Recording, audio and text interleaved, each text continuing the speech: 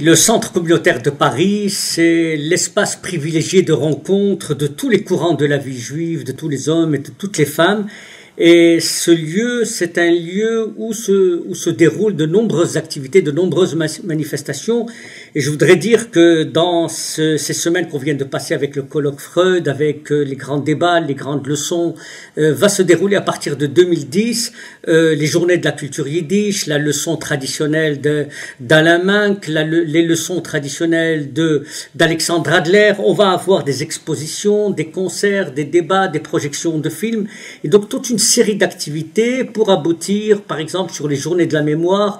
Et donc, notre rôle est aussi un rôle, pas simplement culturel, mais pédagogique, de faire découvrir, à travers, par exemple, les journées de la culture yiddish, ce qu'a été l'autre versant de la culture. Par exemple, l'année dernière, on a fait la culture séfarade. Cette année, c'est les journées de la culture yiddish, où on a de nombreux invités, de nombreuses expositions, de nombreux films, et faire découvrir aux juifs non ashkénazes ce qu'a été l'autre versant de la culture juive.